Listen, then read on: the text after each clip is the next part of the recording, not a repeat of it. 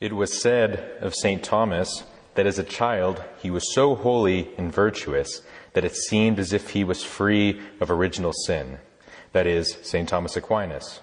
When a famine broke out in the city his family had a castle in, it was said that he gave away so much food and provisions to the poor that people worried that he would literally give everything they had away. One time his father caught him on his way to give food to the poor beggars outside the walls of the castle and angrily commanded Thomas to open the cloak that was carrying the provisions. When Thomas opened it, the food miraculously turned into sweet-smelling flowers, and his father, seeing that Thomas was evidently doing the will of God, repented and let Thomas continue to feed the poor. When Thomas decided to join the Dominicans, his mother was extremely upset and angry with him, for she wanted him to join the prestigious Benedictine Abbey of Monte Cassino, since his uncle was the abbot and would presumably make Thomas the abbot in years to come. Due to his insistence on joining the Dominicans, she had him locked into a tower and sent his 2 sisters every day to try and convince him to forget his idea of joining the Dominicans.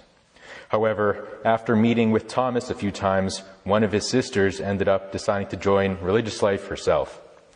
His mother, becoming even more upset by the fact that St. Thomas's sister had joined his side, sent his 2 brothers to try and convince him.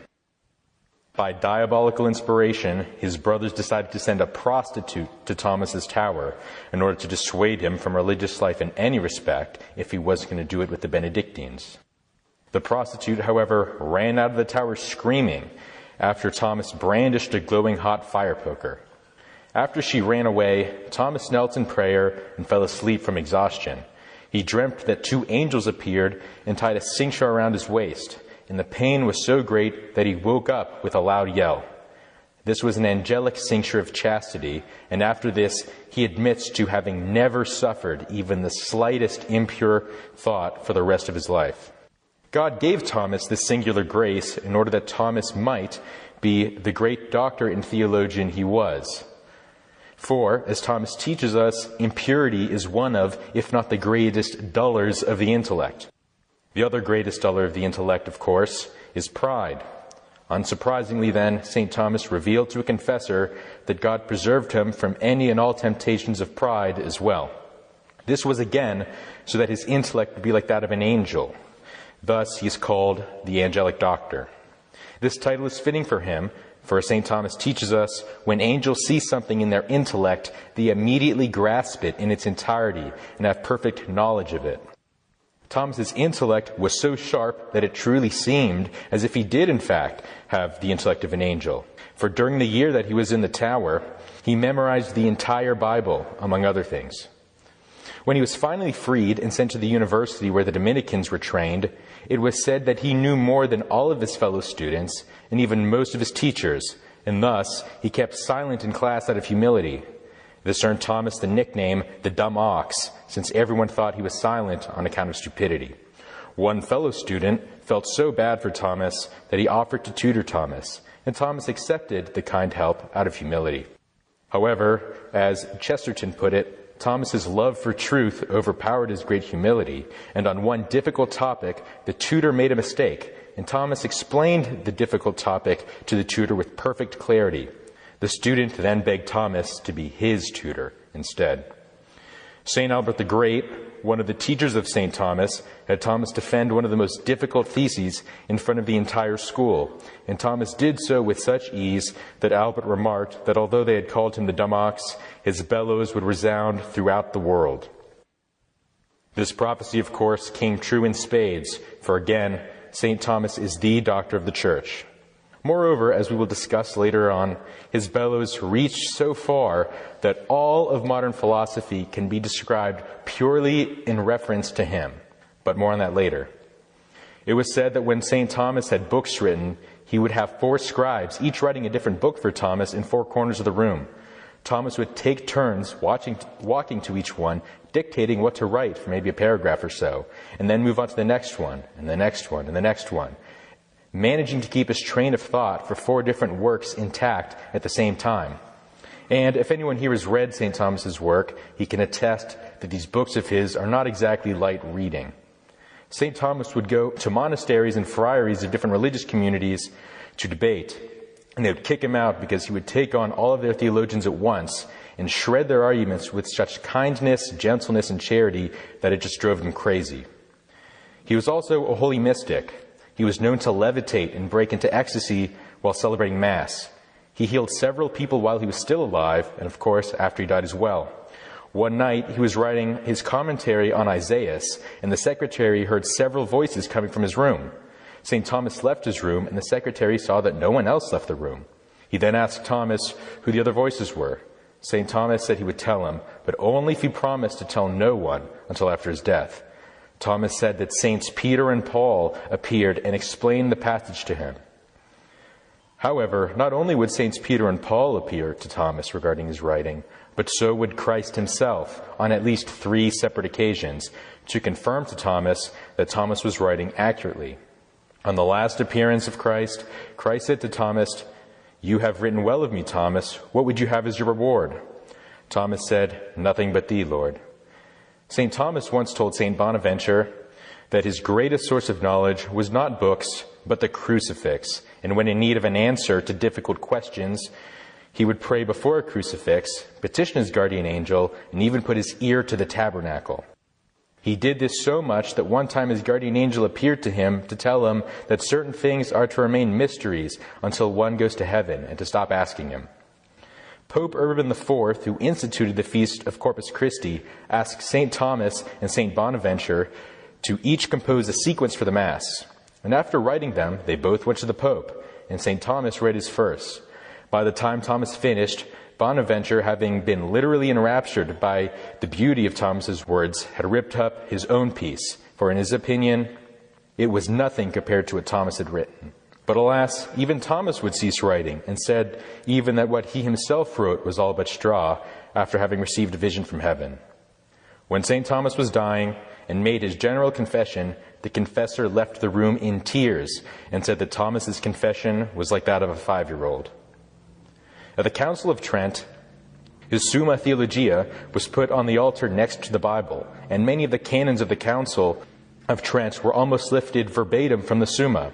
Pope after pope after pope has given approbation to Thomism and the works of Thomas, for he gives us an intellectual framework by which we can view reality with unmatched clarity and sufficient distinctions, something which no other philosophical system can claim. Now, it is worth mentioning that neither Thomas's teaching nor Thomism are novel or somehow a rupture from the philosophical and theological thought of the Church in the past, as some try to say. On the contrary, it was said that Thomas knew and humbly respected the Fathers so much that it was as if he inherited all of their knowledge and intellects. When the Pope commissioned him to put together the Catena Aurea, a verse-by-verse compilation of gospel commentaries from over 80 church fathers, he knew the Fathers so well that he did the entire thing from memory. In fact, his veneration for the Fathers was so great that when him and one of his Dominican brothers approached Paris and saw the beautiful city, the brother said to Thomas, "What I would give to have that city." St. Thomas replied by saying that he would give the entire city just to have the one missing page from St. John Chrysostom's commentary on Matthew. St. Thomas is thus often described as the culmination and perfection of the Fathers. And thus, as one author puts it, when one reads St. Augustine, through his brilliance, one can still see a fallen man. In Thomas's writing, it seems as if God could have written it himself. So, when someone says that they don't really like Thomas, but prefer to go back to the sources, that is, the Fathers, your alarm bell should start going off, because such a statement shows that this person understands neither Thomas nor the Fathers. Now, as anyone who has studied the history of philosophy can tell you, all of modern philosophy, that is, from Descartes onwards, can be described as one giant revolt against the philosophy of St. Thomas. As the great philosopher, theologian, and priest of the 20th century, Cornelio Fabro, who specialized in the more Platonic aspects of Thomas, so comprehensively proves in his 1,200-page book, God in Exile, Modernism in the Church and widespread atheism have their roots in modern philosophy, starting most proximately with Descartes. And the degree to which the subsequent modern philosophers departed from Thomas is the degree to which they further contributed to the spread of modernism and atheism in our times. Descartes denied Thomas's teaching that knowledge starts with the senses, and he opened the door to rationalism and skepticism, saying that we cannot trust our senses, but only our own minds. David Hume went further and denied Thomas's distinctions in causality, since he said that since we can't see causality in the same way that we can see a pool table, perhaps, we therefore cannot say we know whether or not causality exists. And, for example, whether one pool ball hitting another pool ball causes the second pool ball to move. Nor can we rationally predict how it will move, even if we have gotten the same result every single time we have tried it in the past. This is David Hume. It is worth noting that before David Hume, just about no philosophers doubted God's existence, at least after Christ, that is, since St. Thomas's arguments from causality so comprehensively prove God's existence. The only way out of St. Thomas's arguments is to doubt causality itself. In a nutshell, David Hume basically says that it's as irrational to believe in God as it is to believe that if you drop a ball, it will fall. I'll let you judge the veracity of that argument.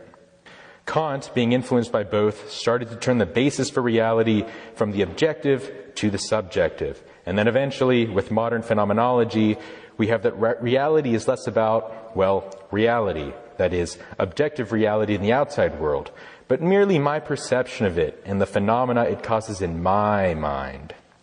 That's the real reality, all in my head, they say.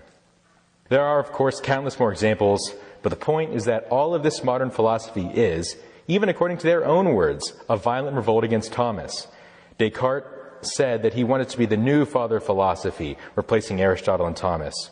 Hume said he wanted to do away with the nonsensical metaphysics of Thomas. We could go on, but you get the point. So, how has this philosophical revolution against Thomas influenced the Church?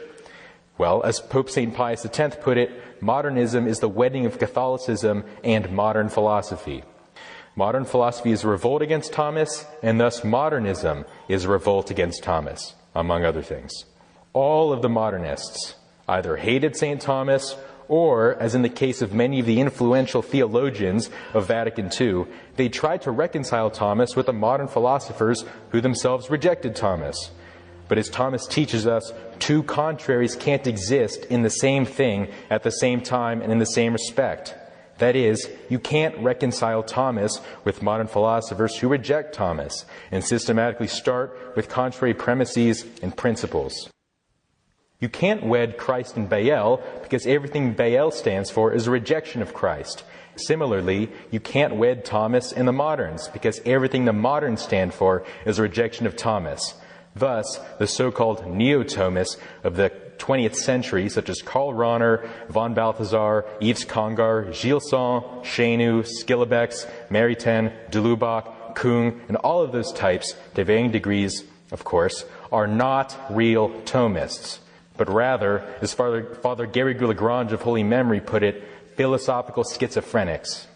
Now, just as virtually all of the modern errors of the day can be traced back to a rejection of Thomas, by going to Thomas, we will be able to find the answers to these errors. And just as there is nothing new under the sun, every ancient error that has resurfaced again in modern times can be answered again by Thomas in the same way that he answered those very same errors 800 years ago. Let us now conclude by quickly considering a few of the modern errors that we all come across today and show how Thomas helps us refute them. St. Thomas helps us refute atheism, for the atheists say that everything came forth from nothing, and this could happen without a God. Using St. Thomas, we know that such a statement is absolutely absurd, and here is why. As Catholics, we say that God brought something from nothing. Atheists say that nothing brought something from nothing. But if nothing brought something from nothing, that means nothing caused the bringing forth. But if nothing is a cause, it's no longer nothing, but something, namely a cause, which means that they are logically required to say that a cause brought forth something from nothing. Because a cause must be proportional to its effect, as St. Thomas teaches us and shows, if the effect, namely bringing something from nothing, takes infinite power, since the gap between nothing and something is infinite, then the cause must have infinite power. The only thing anyone would or could describe as having infinite power is God. Now, an atheist might object and say, "Very clever, St. Thomas, but you're just engaging in word manipulation and sophistry, since I'm not saying that nothing as an entity is the cause, but rather that there was simply no cause, that is, that there was no cause for something coming from nothing. Rather, as Dawkins puts it, because the gap between something and nothing is so small, it just jumped out from nothing into existence." This statement from Dawkins, however, is logically incoherent on two accounts. Firstly, because if it jumped into existence from nothing, that means that it was the cause of its own existence, which means that there then is a cause, not no cause. Secondly, as St. Thomas teaches us, to say that something caused itself, that is, it did not exist and then brought out its own existence, is absolutely ridiculous, because causes precede effects. If it did not exist and then caused itself to exist, it must have already existed, since something that does not exist can't be a cause. And causes must be in existence in order to cause anything. In other words, as Thomas says, going from non-being to being requires a cause. It cannot cause itself, since that would violate the principle of non-contradiction. If it is a cause, it is a being. If it needs to be caused, it is non-being. You can't be both in being and non-being at the same time. Therefore, nothing can bring about its own existence from nothing. And again, because the gap between nothing and something is infinite, infinite power is required, and thus we have God. St. Thomas helps us refute evolution, for he proves that the effect cannot exceed the cause. In other words, you cannot give what you don't have. Someone who only has $10 can only give $10. Similarly, inorganic material, which does not have life, cannot magically mutate to somehow give life and make organic material. You can't give life unless you have it. Thus, it is just as likely that lifeless inorganic material would magically mutate into living organic material as it is that if I were to spill a glass of milk on the floor, it would spell the words of the Summa Theologia. It's impossible, because the effect cannot exceed the cause. And to all those who subscribe to theistic evolution and somehow try to say that Thomas and evolution are compatible, St. Thomas says in the Summa that what the Bible says in Genesis regarding everything happening in the Garden of Eden is to be taken as a literal and historical account of the events which took place. That is, God created Adam and Eve exactly how Genesis says, not from billions of years of evolution. St. Thomas helps us refute Teilhard de Chardin and all other similar theories that say that God is evolving and becoming better and better until the so-called omega point is reached. If this evolution is true, this would mean, according to St. Thomas, that God is not perfect, since if you are perfect, you cannot improve over time. You're already perfect. No room to improve. That's the definition of perfection. So, for Teilhard de Chardin, God is not really perfect until he's at the omega point, which means that he believes in an imperfect God, which, St. Thomas teaches us, is really no God at all. Lastly, and most controversially perhaps, St. Thomas helps us refute a particular idea being spread by a certain well-known layperson who has written many books about theology of the body, that the conjugal act is somehow this very sacred and high form of prayer and worship in and of itself, and an image of the Most Holy Trinity. On the contrary, St. Thomas teaches us that what we have in common with God, that is, what makes us made in his image and likeness, is our possession of immaterial faculties, namely the intellect and the will. And this is because God is immaterial. Our lower faculties and appetites, such as our generative faculty and sexual appetites, are base in that which we have in common with the animals. They are beastly, not bad, not evil. They're good in themselves, but nonetheless beastly and animalistic. Thus, to say that the sexual act and sexuality are somehow an image of the Trinity or the Godhead is absolutely backwards, since it is the part of man that is precisely not in common with God, according to St. Thomas. Likewise, prayer consists primarily in the raising of the higher faculties to God. To say that the conjugal act in itself is a form of prayer is obviously false, because animals cannot pray. Furthermore, this ridiculous notion of the conjugal act being a form of worship and prayer in itself is exactly what the pagans who practice temple prostitution believed. Using Thomas's terms, the two beliefs, that is, the beliefs of this particular lay author, that the conjugal act is itself a prayer, and the beliefs of the pagans who practice temple prostitution, believing that it was a form of prayer, are essentially the same, but differ only accidentally. That is, both believe that the conjugal act, when done in the context that God or the gods-like, is a window to the divine. They only disagree about the context that God or the gods-like. One says this prayer can only be done by couples in the bedroom who are married. The others say it must be done in the temples with prostitutes. St. Thomas refuted the errors of the pagans in the past, and he will do so again. Now, one may object and say that we are made in the image of likeness in God with respect to the primacy of Christ, that is, having our bodies made like unto his body, and thus we have bodies in common with Christ, not just our immaterial faculties. But let us recall that Christ was celibate and did not engage in the conjugal act, even though he had a body. If it was such a high form of prayer in itself, why deprive himself of honoring his Father in this way? Why did the Blessed Virgin Mary and well over 99% of the canonized saints deliberately deprive themselves of this particular high form of prayer?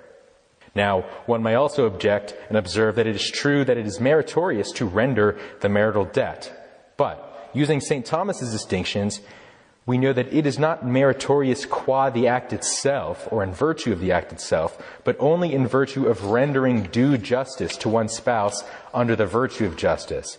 Thus, the act is not meritorious in itself. Lastly, one might object that the conjugal act is sacred because it is a participation in God's creative power and the bringing forth of children who are made in the image of and likeness of God. But again, using St. Thomas's distinctions, it is only sacred in terms of its effect, that is, the bringing of children and the participation of creation, not in its means, that is, the conjugal act itself. While we could go on, I think the point is clear. When in need of answering modern errors and defending the faith, go to Thomas. As they say, ite ad Thomam. The popes have repeated it over and over. Regarding the place of Thomism, that is the philosophy of St. Thomas, as the philosophy of the Church, which it is, one might object that the Church has not solemnly defined Thomism as the philosophy of the Church, although the popes have called it such. But this is not because it is not true that Thomism is the philosophy of the Church, but only because it would then be a matter of faith that Thomism is the philosophy of the Church, not a matter of reason. In other words, reason is sufficient to establish Thomism as the true and most accurate philosophical system, and thus the philosophy of the Church. Church definitions are for matters of faith, and faith is not necessary for this.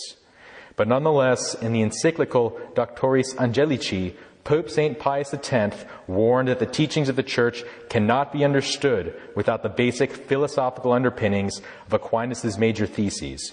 Quote, "The capital theses in the philosophy of St. Thomas are not to be placed in a category of opinions capable of being debated one way or another, but are to be considered as the foundations upon which the whole science of natural and divine things is based. If such principles are once removed or in any way impaired, it must necessarily follow that the students of the sacred sciences will ultimately fail to perceive so much as the meaning of the words in which the dogmas of divine revelation are proposed by the magistracy of the Church." End quote. We must reject the modern philosophy that the modernists have tried to wed to Catholicism in place of Thomas and Thomism, and go back to Thomas if we are to fix the mess that we are in with respect to modernism. For, as the popes have said, Thomas is the antidote to modernism. St. Thomas Aquinas, pray for us.